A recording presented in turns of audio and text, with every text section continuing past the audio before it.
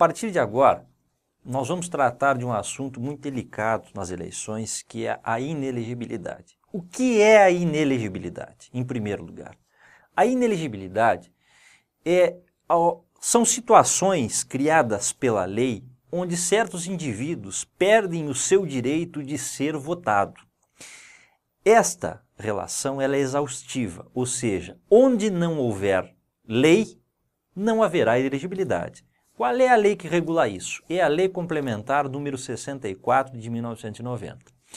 Essa lei foi alterada recentemente pela famosa Lei da Ficha Limpa, aumentando alguns prazos. Portanto, passaremos a analisar todos os casos de inelegibilidade da Lei Complementar 64/90 e depois trataremos um pouco sobre o assunto de desincompatibilização, que nada mais é do que a necessidade de se afastar do cargo que exerce para poder concorrer. Inelegibilidade. A primeira delas é a do analfabeto.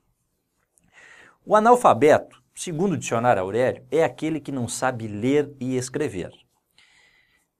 Embora se tente, e o PDT seja um dos precursores na questão de que seus candidatos devam ter uma série de requisitos, a lei eleitoral exige simplesmente que o candidato saiba ler e escrever, bastando para isso que ele firme de próprio punho, ou seja, que ele escreva com sua própria mão uma declaração que pode dizer: eu, fulano de tal, candidato a vereador, sei ler e escrever. Este é, muitas vezes, o sistema mais utilizado para verificar a condição de elegibilidade, que é a alfabetização.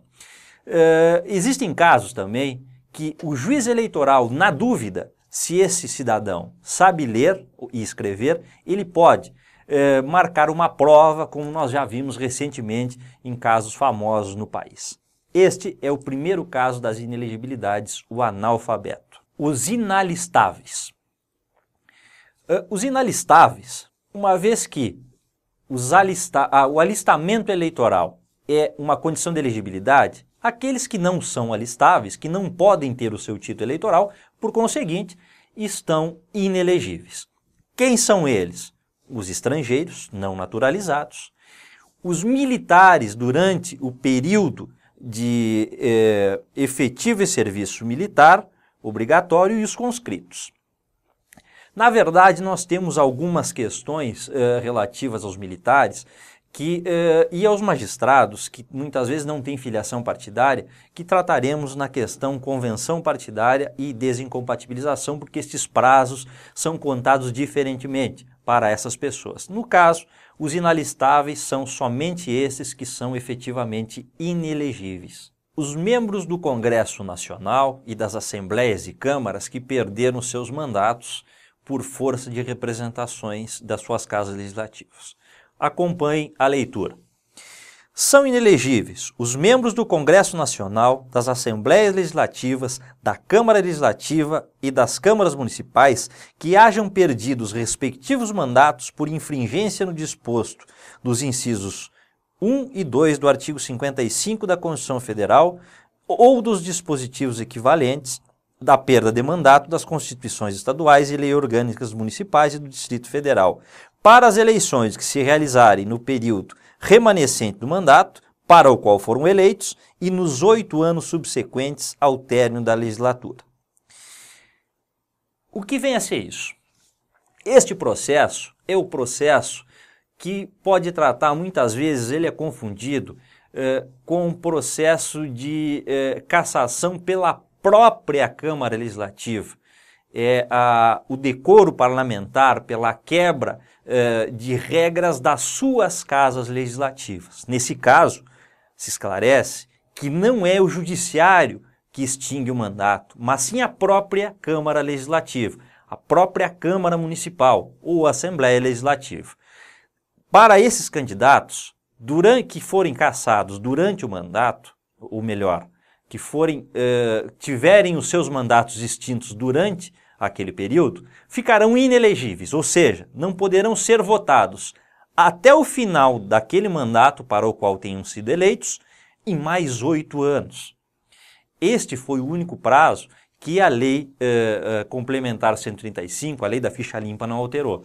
Ou seja, membro de Casa Legislativa, vereador, deputado federal, e que tiver o seu mandato cassado, ele terá 8 anos de inelegibilidade. Salienta-se também que a Lei da Ficha Limpa proibiu as renúncias para salvar a inelegibilidade, ou seja, aqueles mandatários que renunciavam aos seus mandatos para não ter o seu processo julgado, através da Lei Complementar 135, perderam essa oportunidade. Uma vez aberto o processo, não há mais a possibilidade dessa inelegibilidade não ser verificada. Ou seja, aberto o processo, ele não poderá ser elegível, não poderá ser votado durante o período de 8 anos. Inelegibilidade por perda de mandato dos membros do Executivo. Ao exemplo do Poder Legislativo, a Câmara Municipal, a Assembleia Legislativa e a Câmara Federal podem, através de processos próprios, efetuar a cassação do mandato de detentores do Poder Executivo. Isso é muito comum nas famosas CPIs que as câmaras municipais acabam criando, com uma diferenciação. A CPI feita pela lei orgânica, ela simplesmente encaminha ao Ministério Público a denúncia. A CPI, que pode cassar o mandato, é aquela que é baseada no Decreto-Lei 201 de lá de 67. Então, essa CPI pode ocasionar a perda do mandato executivo, do membro do Poder Executivo. Para esse candidato, para esse prefeito cassado, a inelegibilidade pela Lei da Ficha Limpa também agora passa a ser de 8 anos. Ou seja, conta-se ela até o final do mandato em que ele foi eleito e mais 8 anos. Ou seja, um prazo realmente estendido, que antes era de somente 3 anos, passa a ser de 8 anos. O que acontece? Essa inelegibilidade, ela não se trata de inelegibilidade por cassação pelo Poder Judiciário ou por afastamento pelo Poder Judiciário, mas sim pelas suas casas legislativas, que têm a obrigação de fiscalizar e muitas vezes julgar os prefeitos municipais. Inelegibilidade por conta de representação eleitoral julgada procedente. Vamos traduzir isso? A inelegibilidade, que nós já sabemos, é a perda do direito de ser votado, ela também pode ser alcançada, pode ser configurada através da representação eleitoral julgada procedente. Qualquer representação? Não. Somente uma representação por abuso do poder econômico ou abuso do poder político. Por que essa diferenciação? O que é o abuso do poder econômico? O abuso do poder econômico não se confunde com a compra de voto. Esta é um outro artigo que nós veremos em seguida. A representação por abuso do poder econômico, ela é baseada na própria lei das inelegibilidades que nós estamos estudando nesse momento. Ela está estampada no artigo 22 da lei complementar. Ou seja, as representações por abuso do poder econômico também geram a inelegibilidade agora por 8 anos. Inelegibilidade por condenação criminal. A inelegibilidade por condenação criminal, ela é gerada pela sentença criminal ou pelo cometimento de crimes. Como assim? Não são todos os crimes passíveis de inelegibilidade? Não. O rol, ou seja, a lista de crimes passíveis de inelegibilidade foi aumentado pela Lei Complementar 135, a Lei da Ficha Limpa. Acompanhe comigo. Os crimes elencados na Lei 6490, capazes de gerar inelegibilidade, são os seguintes: contra a economia popular, a fé pública, a administração pública e o patrimônio público. Segundo, os crimes contra o patrimônio privado, o sistema financeiro, o mercado de capitais e os previstos na lei que regula as falências. Terceiro, contra o meio ambiente e a saúde pública, eleitorais, O quarto, para os quais a lei comine pena privativa de liberdade. 5. De abuso de autoridade nos casos em que houver condenação à perda do cargo ou inabilitação para o exercício de função pública. 6. De lavagem e ocultação de bens, direitos e valores.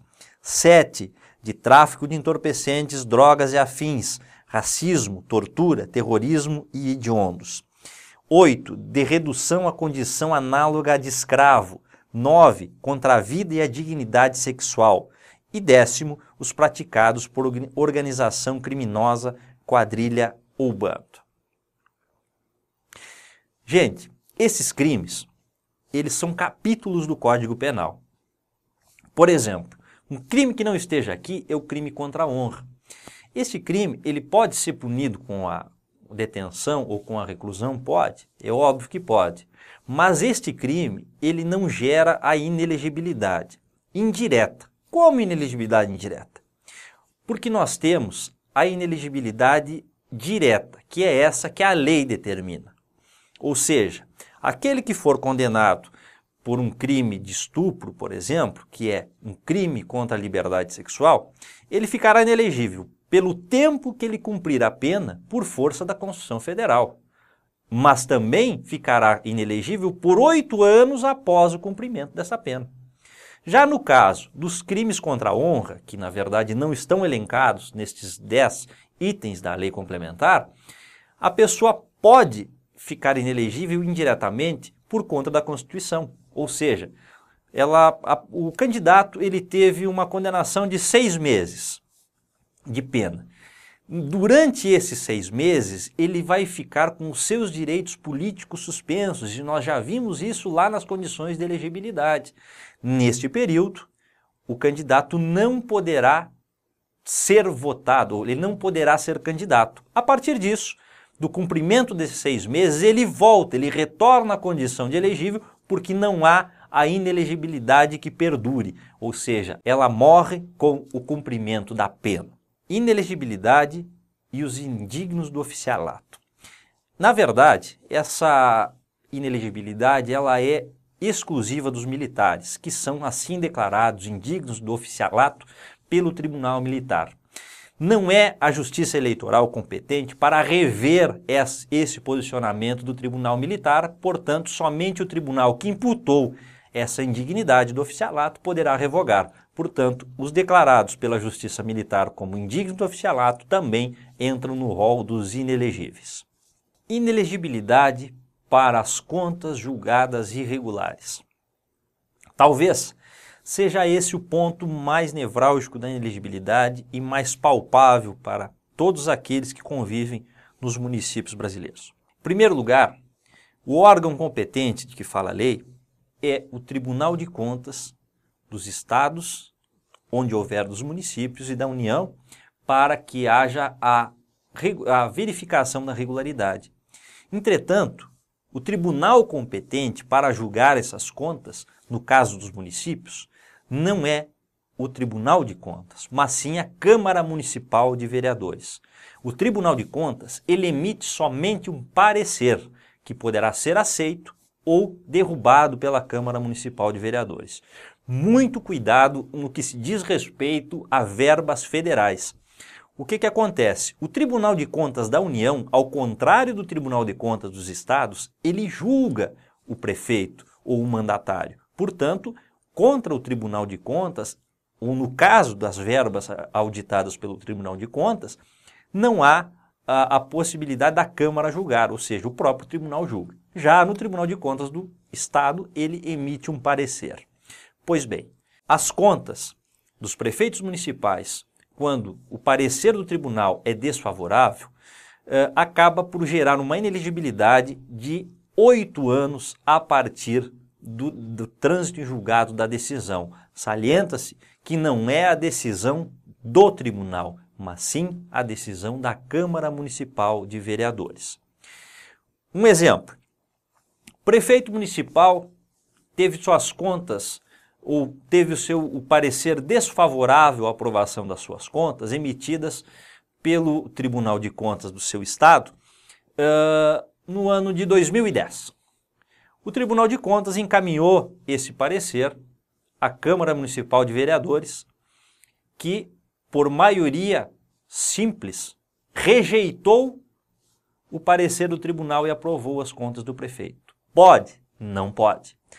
Para que haja alteração da decisão do Tribunal de Contas, é necessária a maioria absoluta dos vereadores.